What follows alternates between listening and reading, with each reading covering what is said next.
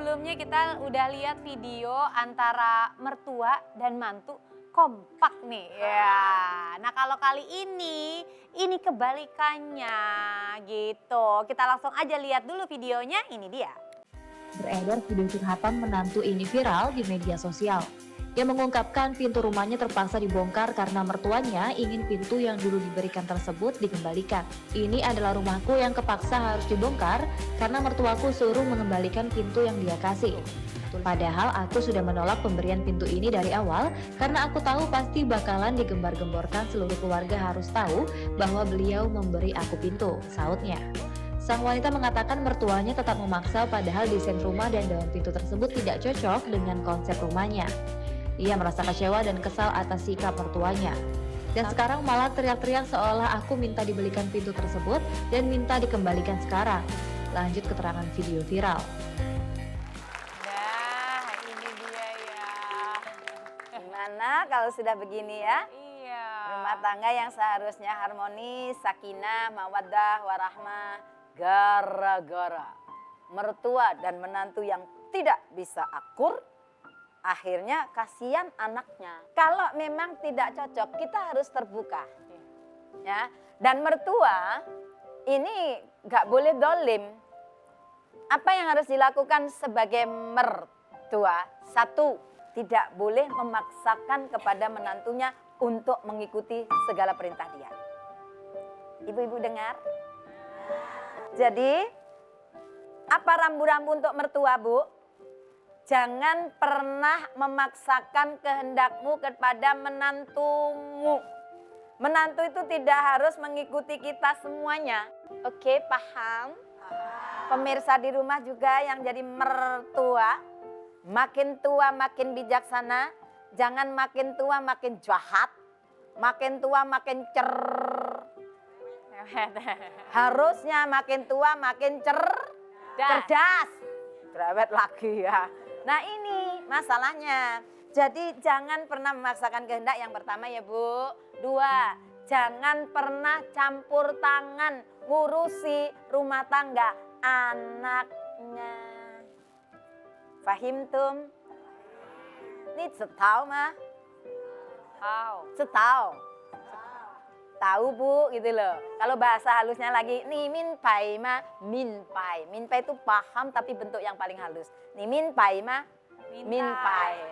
Aku ini nggak belajar bahasa Mandarin, Bunyai kesini tuh mau ngaji. Ya itu selingan supaya nggak ngantuk. Tak lihat moto-motonya gini-gini. Nah, jadi apa? Itu yang kedua, nggak boleh turut campur. Yang ketiga, jangan pernah dolim, menghina, melecehkan, jahat kepada menantu. Nanti ibu kalau tua ikut siapa? Ibu harus sadar ini. Biar nggak ngantuk. Kaget tadi. Kaget. Ibu aku kaget.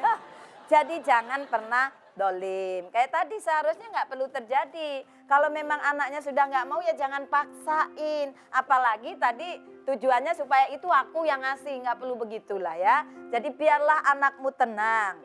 Biarlah anakmu tentrem bersama pasangannya. Sebagaimana yaitu tujuan rumah tangganya kan kepingin tentrem toh.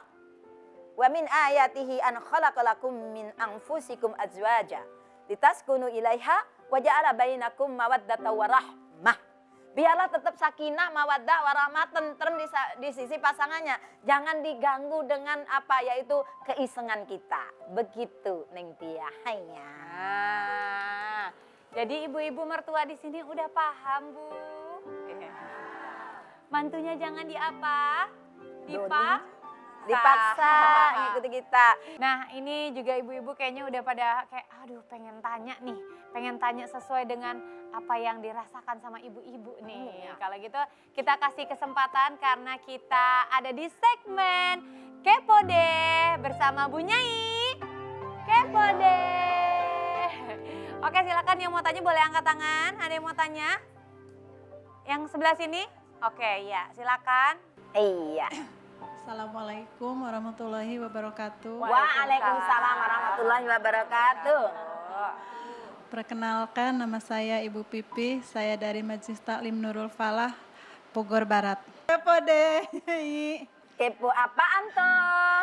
bagaimana caranya berkomunikasi dengan yang baik dengan menantu. Sementara menantu saya tidak pernah mendengar setiap kali saya kasih tahu. Ini kebalikannya Neng Tia. Itu gimana tuh Nyai? Kalau menantunya nggak pernah mau dengerin kalau dikasih tahu. Ya, memang ya, karena kehadirannya itu memang sudah besar, kita juga harus tahu latar belakang dari menantu kita.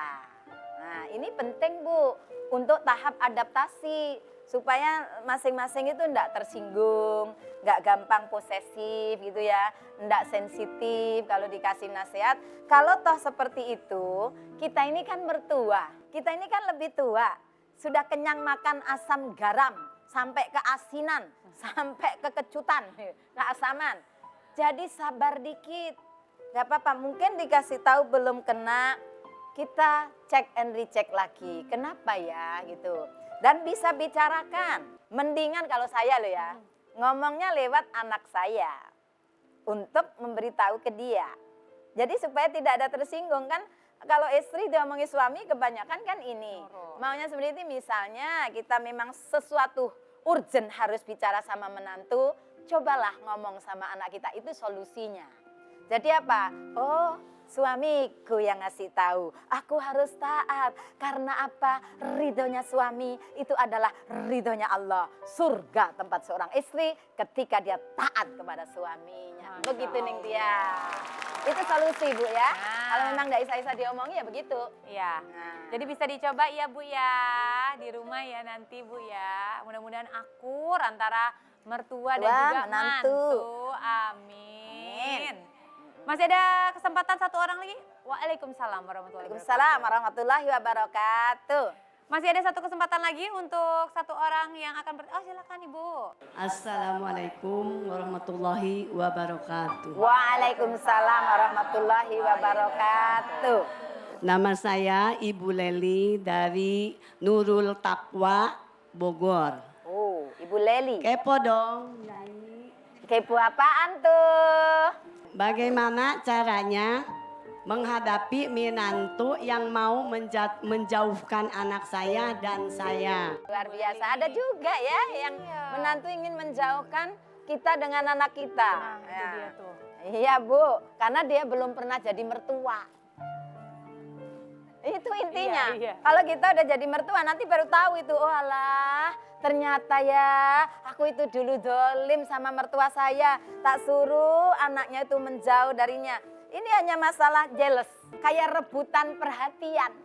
Begitu ya. Gak bisa seperti itu. Yang namanya menantu harus sadar. Anak kita ini dibesarkan, dilahirkan dari seorang rahim ibunya. Untuk bisa melahirkan kita taruhannya adalah nyawa, betul? Betul. Gak boleh menantu sewenang-wenang. Apapun alasannya, kalau saya boleh ngomong Bu, kalau toh ada sesuatu kurang-kurang dikit mertua kita, lebih baik kita yang muda ini mengalah. Setuju tidak? Setuju. Pada mentel. Ngalah, tidak benar suruh ngalah. Mertua saya aja gak pernah ngalah sama saya. Jangan gitu. Nanti kalau kita jadi mertua, wah baru bisa tahu bagaimana kita momong. Momong itu mengasuh, mengayomi ya anak kita dengan menantu kita juga. Jadi gini aja Bu, kalau misalnya ada menantu yang menjauhkan orang tua, saya yang perlu mengingatkan itu pada menantunya. Jangan sekali-kali menantu yang cerdas, justru dia ingin mendekatkan ibunya dengan anaknya. Kita ingin tetap baik. Karena suami kita ini juga punya mata, punya telinga, punya hati. Oh ya Allah, istriku baik. Masya Allah istriku baik. Selalu untuk apa? Mengingatkan saya untuk taat kepada orang tuaku. Itu loh Bu, itu yang seharusnya dilakukan menantu. Kalau sudah kayak begitu menantunya, sabar dulu ya Bu. Katakan sejujurnya bahwa katakanlah, katakan sejujurnya. Kalau laku cepet nyaut. Nah. Jadi katakan, kita ingin dekat. Kita nggak kepingin rebutan perhatian. Iya. Antara anak dengan menantu kita ini untuk ke kita. Jadi kita sedikit bersabar Ibu, pelan-pelan sambil terus berdoa. Bukankah Allah itu yang maha membolak-balikan hati dan jiwa manusia? Ya mukallibal qulub, lunakkan, lembutkan hati menantu saya. Menantu kita ini miliknya Allah. Maka ketika kita berdoa dengan tulus, ya Allah, tidak ada doa yang tertolak ketika kita bertujuan baik untuk kebaikan sesama. Begitu Ning Tia. Insya Allah. Ayah. Berarti doakan ya Bu. Iya ya. Ning Tia. Ya. Doa seorang ibu untuk anaknya itu sama dengan doa Rasul untuk umatnya. Tidak akan pernah ditolak oleh Allah. Yakin Bu? Berapa persen, ha? 100%.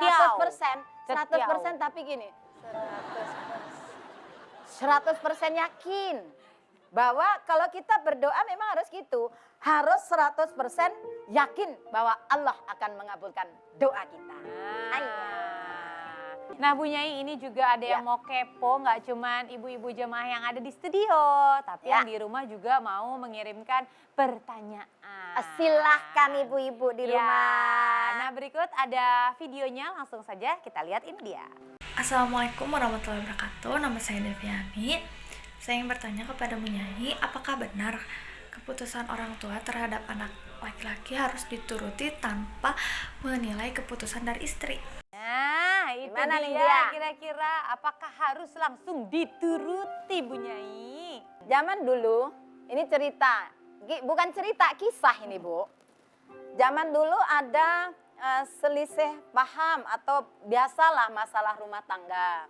Sayyidina Umar bin Khattab, kemudian dari kisah ini ada perselisihan gitu dengan melihat kasus-kasusnya, tapi Rasulullah juga melihat siapa orangnya. Ini yang berbicara Umar bin Khattab, orangnya benar-benar kredibilitasnya sudah terjamin. Tidak perlu diragukan lagi. Tidak diragukan lagi, adil, taat kepada agama, dan bagus, amanah. Maka Rasulullah langsung ceraikan.